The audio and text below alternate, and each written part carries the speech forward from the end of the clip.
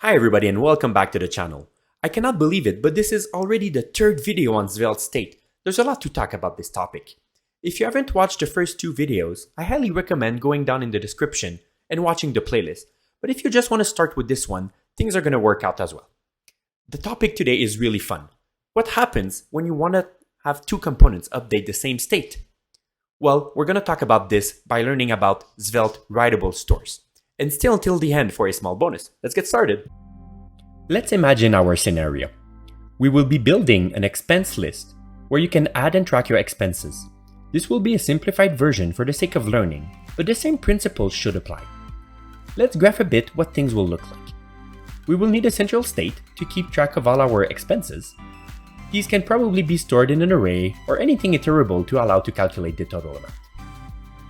We'll also have a button to add expenses, so this one will write to the store as well, and finally, we'll have a different set of expenses. A first one for $100 that will send to the central state, and let's make another one less rounded. Let's make that $143. And since I have zero creativity, our last one will be $200. We'll also need to track the total, which would be 443 if I can still add up numbers.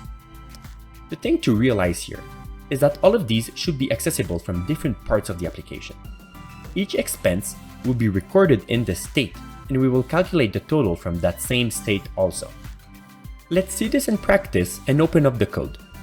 Here, the Writable store is really simple. It is simply a function to which you give a value that you might want to update. This can be a number, a string, an object, or in our case, an array of numbers. The idea here is to keep that slice of state really simple and keep our logic encapsulated, yet still close to the UI. Let's open up the component, and here we can see we have a list of expenses that we're looping across. We have access to the current store value by prefixing it with a $sign, like Readable Stores.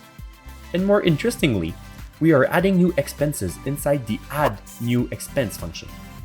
Inside the body of that function, we call the update method of the store.